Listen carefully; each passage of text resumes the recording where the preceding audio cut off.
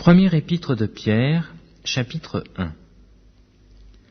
Pierre, apôtre de Jésus-Christ, à ceux qui sont étrangers et dispersés dans le Pont, la Galatie, la Cappadoce, l'Asie et la Bithynie, et ceux qui sont élus selon la prescience de Dieu le Père, par la sanctification de l'Esprit, afin qu'ils deviennent obéissants et qu'ils participent à l'aspersion du sang de Jésus-Christ, que la paix et la grâce vous soient multipliées. Béni soit Dieu le Père de notre Seigneur Jésus-Christ, qui selon sa grande miséricorde nous a régénérés pour une espérance vivante, par la résurrection de Jésus-Christ d'entre les morts, pour un héritage qui ne se peut ni corrompre, ni souiller, ni flétrir, lequel vous est réservé dans les cieux, à vous, qui par la puissance de Dieu, êtes gardés par la foi pour le salut, prêts à être révélés dans les derniers temps. C'est là ce qui fait votre joie, quoique maintenant, puisqu'il le faut, vous soyez attristés pour un peu de temps par diverses épreuves, afin que l'épreuve de votre foi, plus précieuse que l'or périssable, qui cependant est éprouvé par le feu, ait pour résultat la louange, la gloire et l'honneur, lorsque Jésus-Christ apparaîtra, lui que vous aimez sans l'avoir vu, en qui vous croyez sans le voir encore, vous réjouissant d'une joie ineffable et glorieuse, parce que vous obtiendrez le salut de vos âmes pour le prix de votre foi.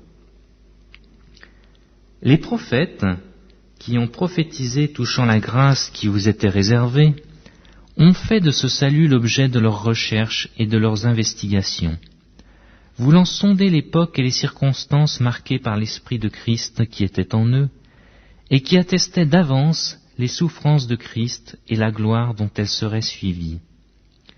Il leur fut révélé que ce n'était pas pour eux-mêmes, mais pour vous, qu'ils étaient les dispensateurs de ces choses, que vous ont annoncé maintenant ceux qui vous ont prêché l'Évangile par le Saint-Esprit envoyé du ciel, et dans lequel les anges désirent plonger leurs regards. C'est pourquoi, saignez les reins de votre entendement, soyez sobres, et ayez une entière espérance dans la grâce qui vous sera apportée, lorsque Jésus-Christ apparaîtra. Comme des enfants obéissants, ne vous conformez pas aux convoitises que vous aviez autrefois, quand vous étiez dans l'ignorance. Mais puisque celui qui vous a appelé est saint, vous aussi soyez saints dans toute votre conduite, selon qu'il est écrit, vous serez saints car je suis saint. Et si vous invoquez comme Père celui qui juge selon l'œuvre de chacun, sans exception de personne, conduisez-vous avec crainte pendant le temps de votre pèlerinage, sachant que ce n'est pas par des choses périssables, par de l'argent ou de l'or, que vous avez été rachetés de la vaine manière de vivre que vous aviez hérité de vos pères, mais par le sang précieux de Christ, comme d'un agneau sans défaut et sans tache, prédestiné avant la fondation du monde, et manifesté à la fin des temps, à cause de vous, qui par lui croyez en Dieu, lequel l'a ressuscité des morts et lui a donné la gloire, en sorte que votre foi et votre espérance reposent sur Dieu. Ayant purifié vos âmes en obéissant à la vérité par l'Esprit, pour avoir un amour fraternel sincère, aimez-vous ardemment les uns les autres, de tout votre cœur, puisque vous avez été régénérés, non par une semence corruptible, mais par une semence incorruptible, par la parole vivante et permanente de Dieu. Car toute chair est comme l'herbe, et toute sa gloire comme la fleur de l'herbe. L'herbe sèche et la fleur tombe, mais la parole du Seigneur demeure éternellement. Et cette parole est celle qui vous a été annoncée par l'Évangile. Première épître de Pierre, chapitre 2. Rejetant donc toute malice et toute ruse, la dissimulation, l'envie et toute médisance, désirez comme des enfants nouveau-nés le lait spirituel et pur de la parole, afin que vous croissiez par lui, si vous avez goûté que le Seigneur est bon. Approchez-vous de lui, pierre vivante, rejetée par les hommes, mais choisie et précieuse devant Dieu. Et vous-même, comme des pierres vivantes, édifiez-vous pour former une maison spirituelle, un saint sacerdoce, afin d'offrir des sacrifices spirituels agréables à Dieu par Jésus-Christ. Car il est dit dans l'Écriture, « Voici, je mets en Sion une pierre angulaire, choisie, précieuse, et celui qui croit en elle ne sera point confus. » Son honneur se montre donc pour vous qui croyez. Mais, pour les incrédules, la pierre qu'ont rejetée ceux qui bâtissaient est devenue la principale de l'angle, et une pierre d'achoppement et un rocher de scandale. Ils s'y heurtent pour n'avoir pas cru à la parole, et c'est à cela qu'ils sont destinés. Vous, au contraire, vous êtes une race élue, un sacerdoce royal, une nation sainte, un peuple acquis, afin que vous annonciez les vertus de celui qui vous a appelé des ténèbres à son admirable lumière. Vous, qui autrefois n'étiez pas un peuple, et qui maintenant êtes le peuple de Dieu, vous qui n'aviez pas obtenu miséricorde, et qui maintenant avez obtenu miséricorde. Bien-aimés, je vous exhorte, comme étrangers et voyageurs sur la terre, à vous abstenir des convoitises charnelles qui font la guerre à l'âme. Ayez au milieu des païens une bonne conduite, afin que là même où ils vous calomnient, comme si vous étiez des malfaiteurs, ils remarquent vos bonnes œuvres, et glorifient Dieu au jour où il les visitera. Soyez soumis, à cause du Seigneur, à toute autorité établie par les hommes, soit au roi comme souverain, soit au gouverneur comme envoyé par lui pour punir les malfaiteurs, et pour approuver les gens de bien. Car c'est la volonté de Dieu qu'en pratiquant le bien, vous rédigiez au silence les hommes ignorants et insensés, étant libres sans faire de la liberté un voile qui couvre la méchanceté, mais agissant comme les serviteurs de Dieu. Honorez tout le monde, aimez les frères, craignez Dieu, honorez leur roi. Serviteurs, soyez soumis en toute crainte à vos maîtres, non seulement à ceux qui sont bons et doux, mais aussi à ceux qui sont d'un caractère difficile. Car c'est une grâce que de supporter des afflictions par motif de conscience envers Dieu, quand on souffre injustement. En effet, quelle gloire y a-t-il à supporter de mauvais traitements pour avoir commis des fautes? Mais si vous supportez la souffrance lorsque vous faites ce qui est bien, c'est une grâce devant Dieu.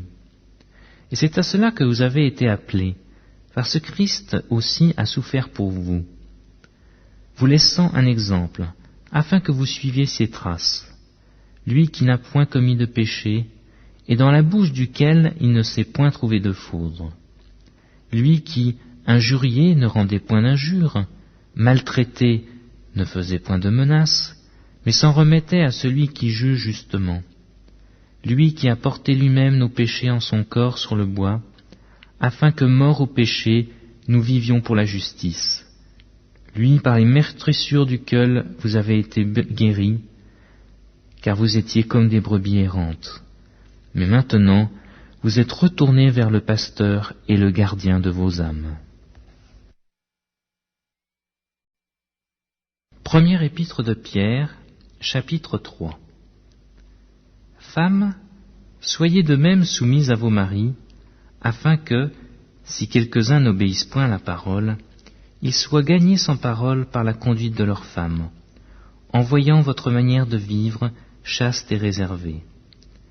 Ayez, non cette parure extérieure qui consiste dans les cheveux tressés, les ornements d'or ou les habits qu'on revêt, mais la parure intérieure est cachée dans le cœur, la pureté incorruptible d'un esprit doux et paisible, qui est d'un grand prix devant Dieu.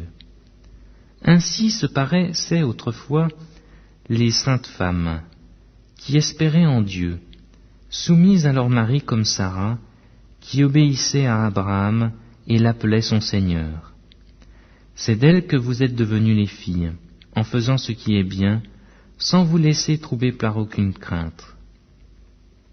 Marie, montrez à votre tour de la sagesse dans vos rapports avec vos femmes, comme avec un sexe plus faible.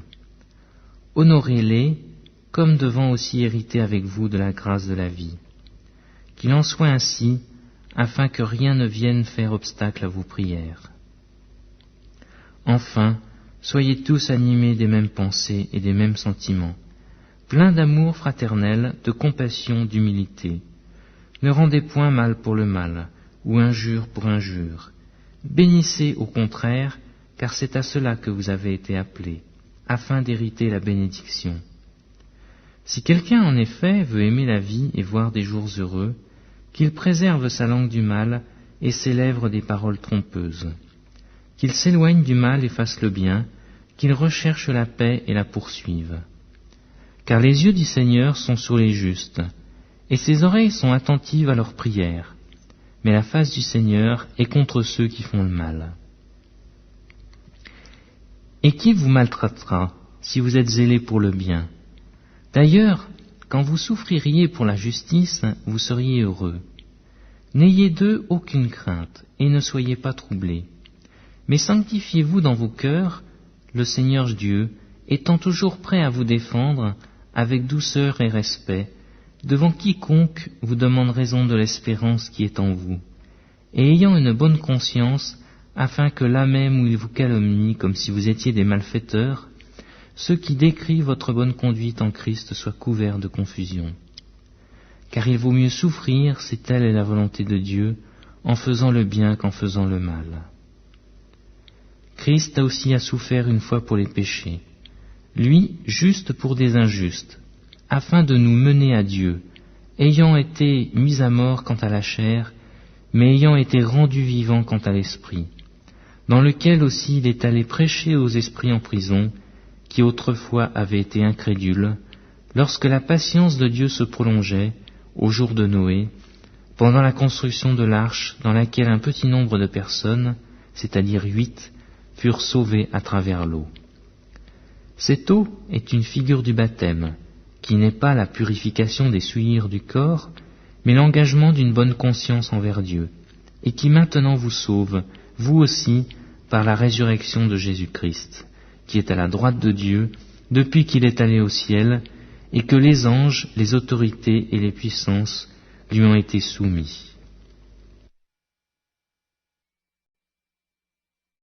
Première épître de Pierre, chapitre 4.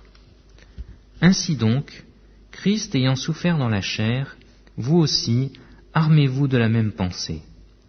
Car celui qui a souffert dans la chair en a fini avec le péché, afin de vivre non plus selon les convoitises des hommes, mais selon la volonté de Dieu, pendant le temps qui lui est resté à vivre dans la chair.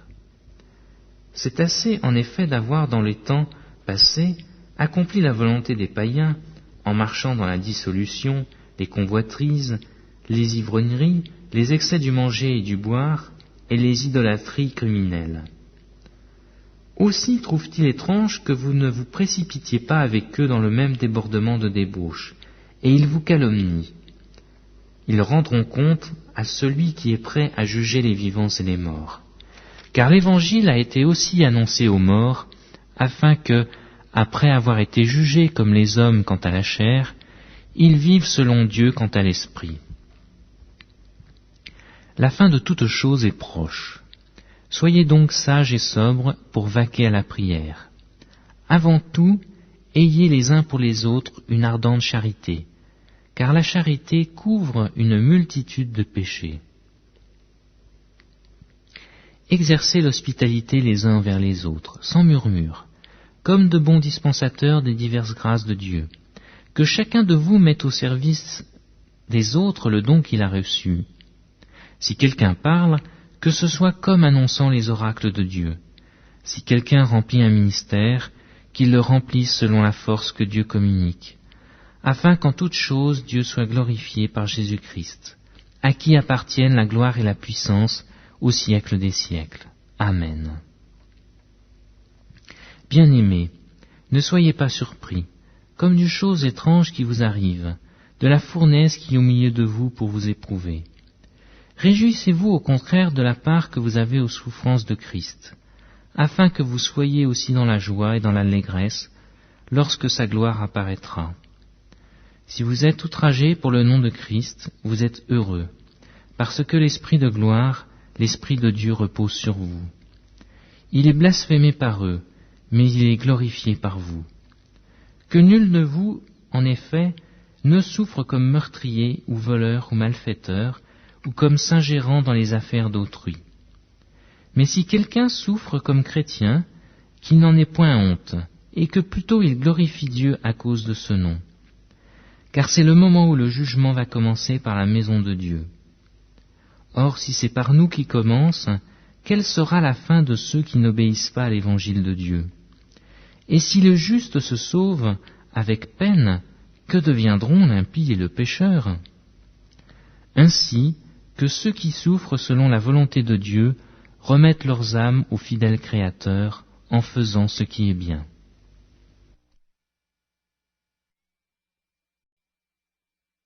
Première épître de Pierre, chapitre 5. Voici les exhortations que j'adresse aux anciens qui sont parmi vous, moi, ancien comme eux, témoin des souffrances de Christ et participant de la gloire qui doit être manifestée. Paissez le troupeau de Dieu qui est sous votre garde, non par contrainte, mais volontairement, non pour un gain sordide, mais avec dévouement. Non comme dominant sur ceux qui vous sont échus en partage, mais en étant les modèles du troupeau. Et lorsque le souverain pasteur paraîtra, vous obtiendrez la couronne incorruptible de la gloire. De même, vous qui êtes jeunes, soyez soumis aux anciens. Et tous, dans vos rapports mutuels, revêtez-vous d'humilité, car Dieu résiste aux orgueilleux, mais il fait grâce aux humbles. Humiliez-vous donc sous la puissante main de Dieu, afin qu'il vous élève au temps convenable. Et déchargez-vous sur lui de tous vos soucis, car lui-même prend soin de vous. Soyez sobres, veillez. Votre adversaire, le diable, rôde comme un lion rugissant, cherchant qui il dévorera. Résistez-lui avec une foi ferme, sachant que les mêmes souffrances sont imposées à vos frères dans le monde. Le Dieu de toute grâce, qui vous a appelés en Jésus-Christ à sa gloire éternelle, après que vous aurez souffert un peu de temps, vous perfectionnera lui-même, vous affermira, vous fortifiera, vous rendra inébranlable. À lui soit la puissance au siècle des siècles. Amen. C'est par Sylvain, qui est à mes yeux un frère fidèle, que je vous écris ce peu de mots, pour vous exhorter et pour attester que la grâce de Dieu à laquelle vous êtes attachés est la véritable. L'Église des élus qui est à Babylone vous salue, ainsi que Marc, mon fils. Saluez-vous les uns les autres par un baiser d'affection.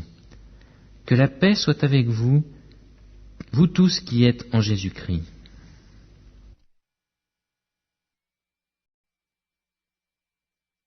Deuxième épître de Pierre, chapitre 1.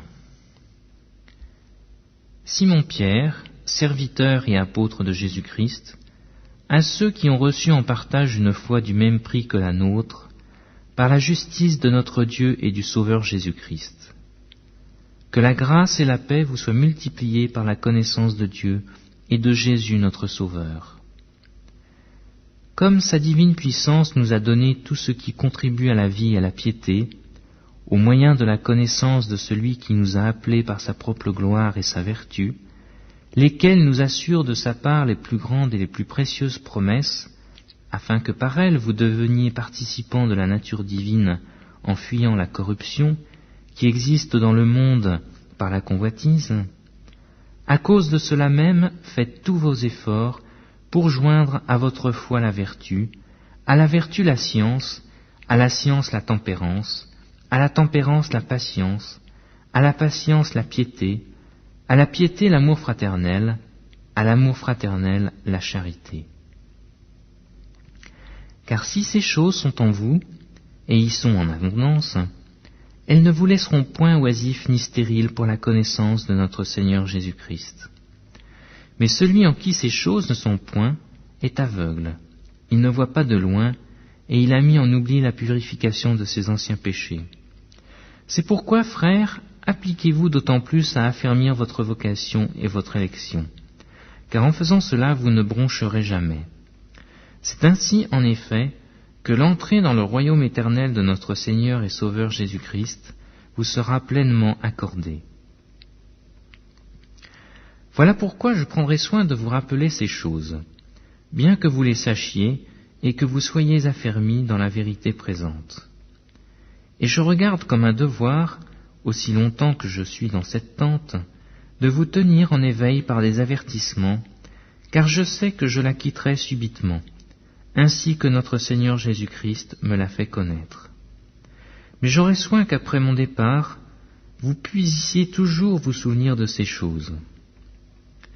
Ce n'est pas en effet en suivant des fables habilement conçues que nous vous avons fait connaître les puissances et l'avènement de notre Seigneur Jésus-Christ, mais c'est comme ayant vu sa majesté de nos propres yeux, car il a reçu de Dieu le Père honneur et gloire, quand la gloire magnifique lui fit entendre une voix qui disait « Celui-ci est mon Fils bien-aimé, en qui j'ai mis toute mon affection. » Et nous avons entendu cette voix venant du ciel, lorsque nous étions avec lui sur la sainte montagne.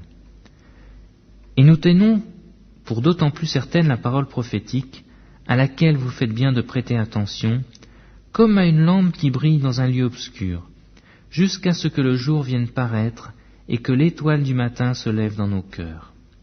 Sachant tout d'abord vous-même qu'aucune prophétie de l'Écriture ne peut être un objet d'interprétation particulière, car ce n'est pas par une volonté d'homme qu'une prophétie a jamais été apportée, mais c'est poussé par le Saint-Esprit que des hommes saints ont parlé de la part de Dieu.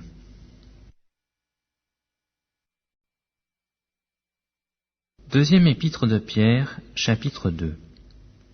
Il y a eu parmi le peuple de faux prophètes, et il y aura de même parmi vous de faux docteurs, qui introduiront des sectes pernicieuses, et qui, reniant le maître qui les a rachetés, attireront sur eux une ruine soudaine.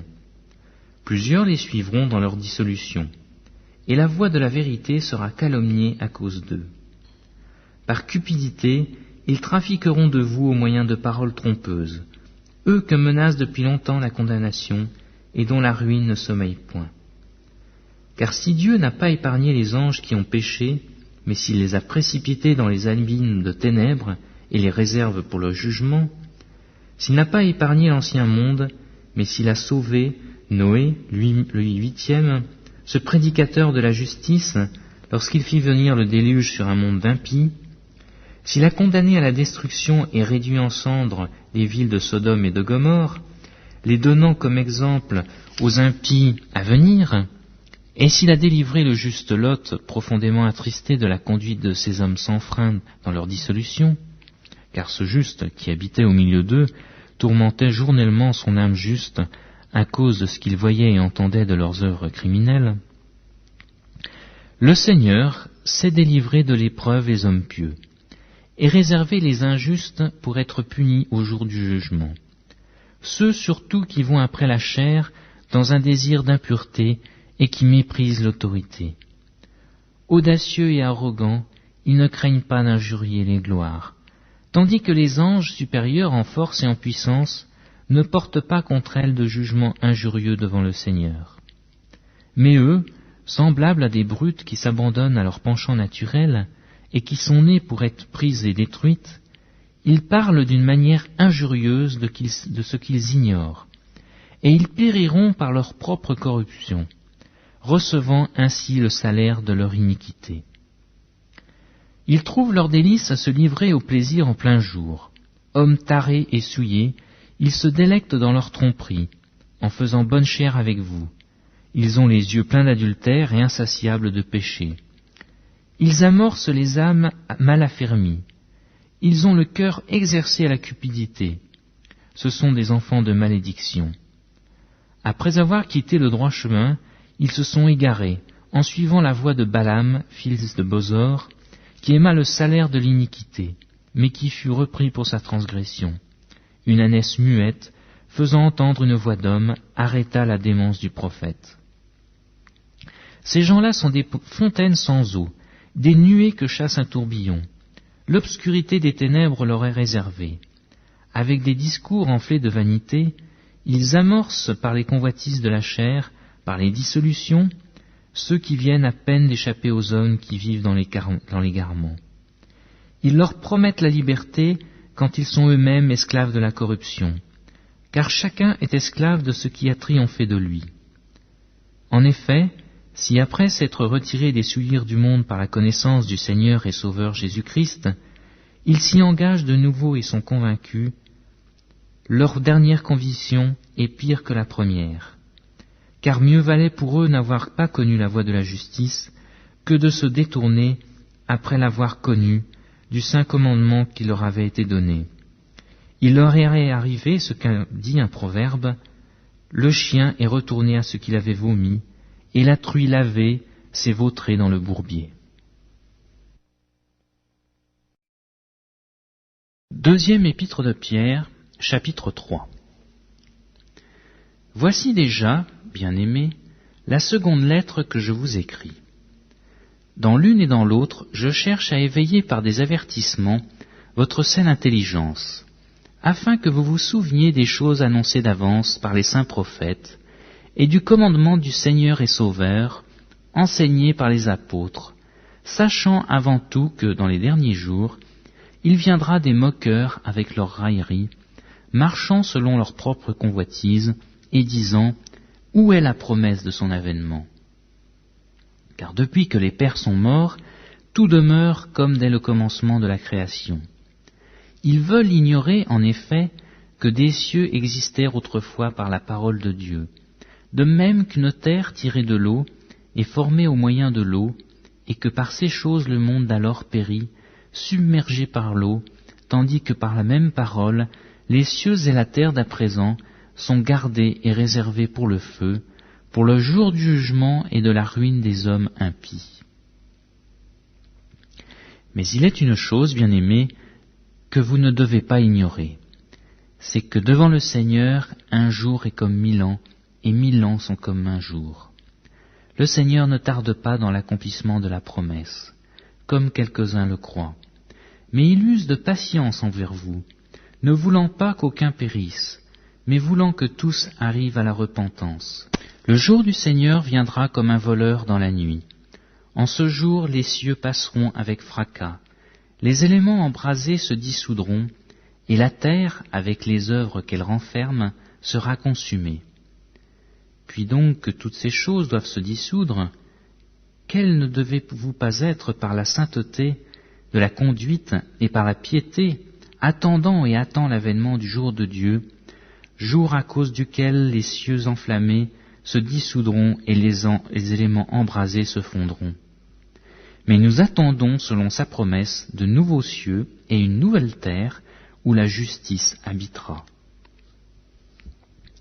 C'est pourquoi, bien-aimés, en attendant ces choses, appliquez-vous à être trouvés par lui, sans tache et irrépréhensibles dans la paix. Croyez que la patience de notre Seigneur est votre salut. Comme notre bien-aimé frère Paul vous l'a aussi écrit, selon la sagesse qui lui a été donnée. C'est ce qu'il fait dans toutes ses lettres, où il parle de ces choses, dans lesquelles il y a des points difficiles à comprendre, dont les personnes ignorantes et mal affermies tordent le sens, comme celui des autres Écritures, pour leur propre ruine.